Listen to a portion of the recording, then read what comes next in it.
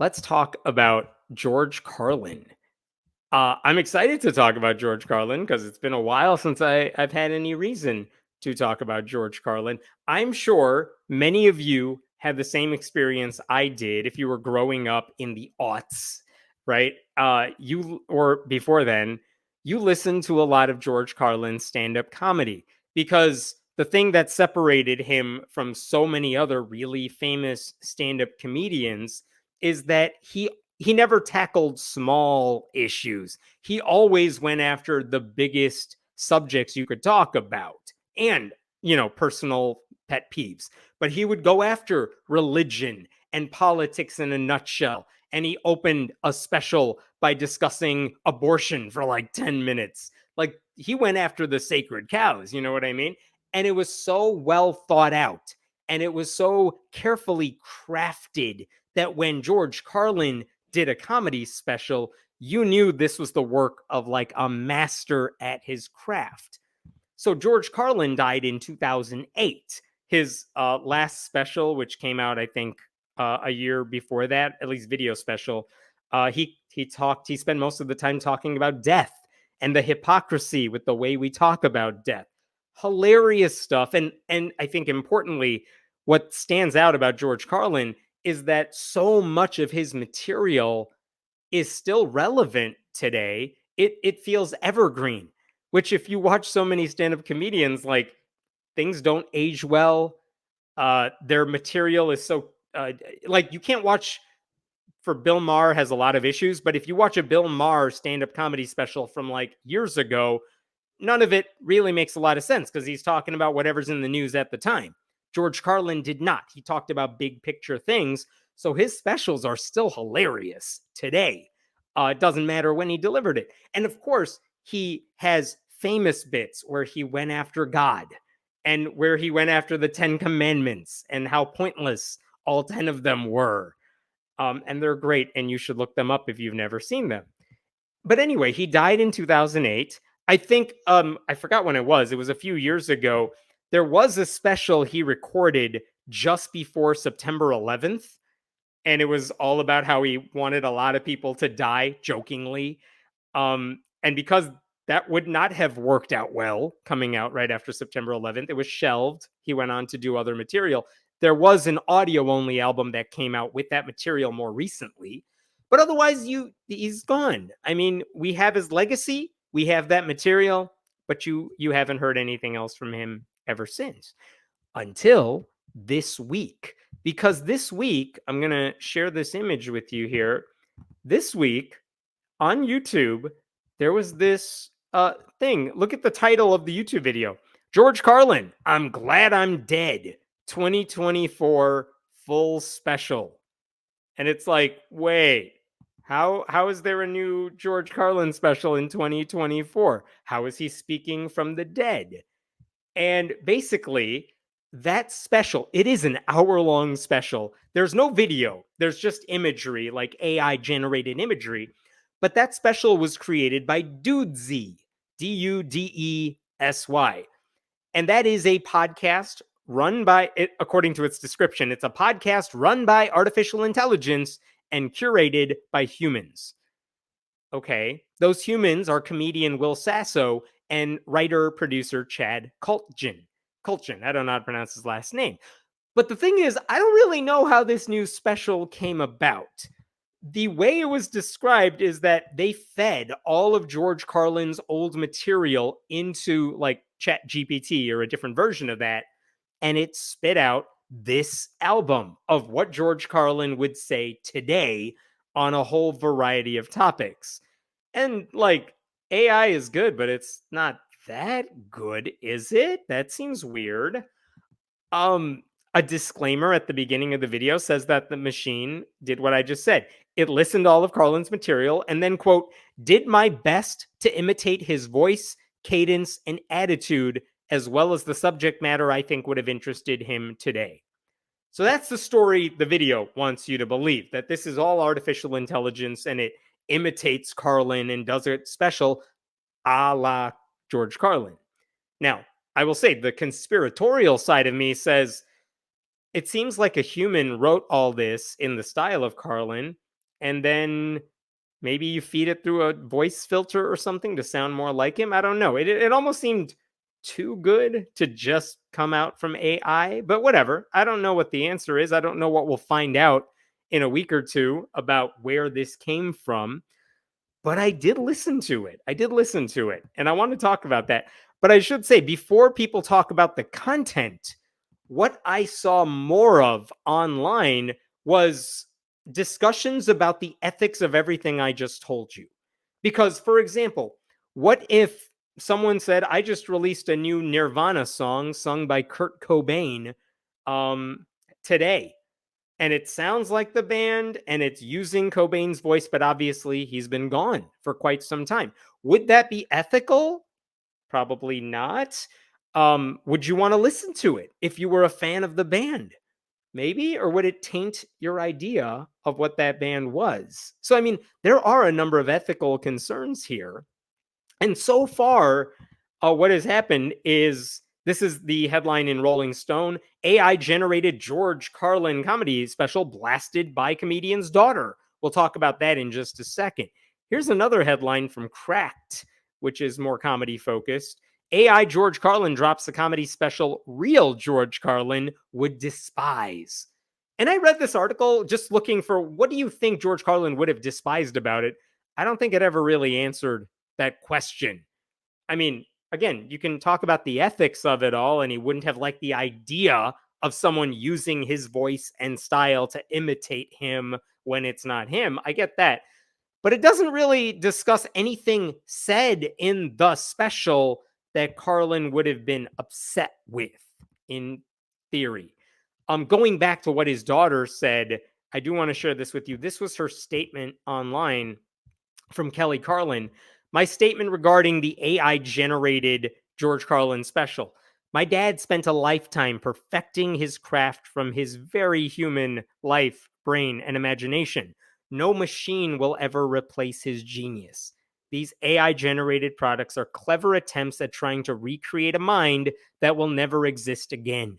Let's let the artist's work speak for itself. Humans are so afraid of the void that we can't let what has fallen into it stay there. And she added, here's an idea. How about we give some actual human comedians a listen to? But if you want to listen to the genuine George Carlin, he has 14 specials then that you can find anywhere, which is fair, which is absolutely fair. And again, this is not disparaging her. She stands to benefit from people listening to only the specials George Carlin has released, but also it's her dad. I understand why she would be protective of him. So I respect where she's coming from on that. So, given all of that, one other thing I need to share with you about Kelly Carlin. Someone did ask her about this, and they said, I was horrified when I heard of it. I assume this clown had permission, to which she responded, zero permission granted. So they did, whoever made this AI version, they didn't consult with her or the George Carlin estate or anything like that. But that said, okay, so there's I discussed the ethics. I don't know that I'm qualified to discuss AI ethics with any of you. I'm not an expert in any of that. So what I can talk about is, well, what did the fake George Carlin say in the special? Because guess what? His opening bit is about God. And I'm not going to play it for you because I'm afraid it's going to get like taken down for copyright. Who owns the copyright? There's another question for you. But here's what he kind of said just to open up the monologue, and I won't do an impression. People are always thanking God for the good stuff in their lives, but somehow they conveniently forget that it's the same God who does all the bad shit too, and he does a lot of bad shit. Yeah, I mean, that is true. That does sound like something Carlin would say. Maybe not in the precise language, but I don't know. Does it seem that far off? Not really. Here's another bit of it. He said, this is fake George Carlin talking about God. If he gets credit for the good stuff, then he's got to take the blame. I'm going to show you this transcript here so you could see it while I share it here. It's all bullshit. If he gets credit for the good stuff, then he's got to take the blame for the bad stuff too. You can't thank him for curing your cancer when he was the one that gave it to you in the first place. And don't forget, before he gave you cancer, he had to fucking invent it. And then it goes on like that. So again, I mean, that sounds, I wouldn't mistake it for Carlin, I guess, but I also kind of see how it's close and it's interesting. And I'm kind of amused that I will admit, I listen to it, I'm like, oh, I miss this voice. I miss this person saying things that I, as an atheist, already kind of know. But I like the fact that this fake version is using his method to say the things that Carlin would have said. And again, I have yet to hear anybody say, maybe they attack the language, maybe they attack the specific voice, which they say doesn't really sound exactly like George Carlin. But I have not seen a lot of criticism, any criticism really, from anyone saying, no, Carlin would never have said anything like that. Which is the point. Like, he totally would have said stuff like that, maybe in a slightly different way, but that sounds like stuff he would say. So I found that interesting. Like, it is creepy to me how well the AI or whoever did, matching the voice, the cadence, the big picture sensibilities. It's not perfect, but it was eerily passable. I want to show you this other thing here. This is the set list on YouTube for this special, this fake special. If you just look at the topics that he covers, the AI bot, I mean, look at what we're talking about. God, mass shootings, Trump, the American class system, the two-party system, trans Americans, social media. I mean, again, this goes to, he's talking about big issues, not whatever's in the news that week. So that's also happening. I mean, if the material doesn't feel groundbreaking, which is a thought I had, like, okay, that God stuff was interesting, but also, I don't know, it doesn't feel big to me. Like the 10 Commandments bit, I wanted to share that with people when I heard that. When I heard George Carlin's famous bit about, God, he's all powerful, omniscient, and he needs your money because he can't handle money. When I heard that bit, I felt like, oh my God, you've articulated something I have thought about, but never really could put into words. And when I heard this version, I'm like, yeah, that sounds like something Carlin could have said, but it doesn't move me. It doesn't hit me deep.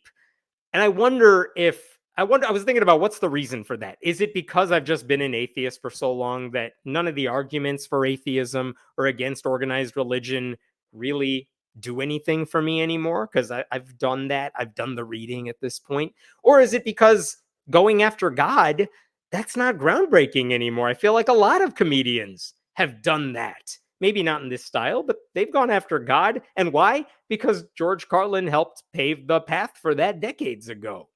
Like nowadays, the sort of thing he poked fun at, you could find it in Reddit memes. You could find it in interviews with other atheists, which are widely accessible online. Like the ideas are not new. The delivery isn't new. What's new is this particular combination, which is apparently AI generated. So that's the thing. I do understand why comedy fans don't like the idea of recreating a comedy legend's style to generate new work in his voice. Because if they can do it with George Carlin, who's next? I think there is a joke in the special, or maybe it was the comedians who did Dudesy who were talking about it, but they kind of point out, like, what if someone tried to do this with Bill Cosby today? That would feel really icky, wouldn't it? And also, here's another question that I was thinking about. What if this fake special said something so offensive? Like, not poking fun at religion, not that kind of offensive, but like, what if he said something super racist in this fake special? What impact would that have on the real George Carlin's legacy? Because he had nothing to do with the thing this AI person, this voice said. But this is the danger we ought to be thinking about, because I mean his family obviously doesn't like this. I should say they're talking to lawyers. That's where we're at now with this. But like I get why the family doesn't like it.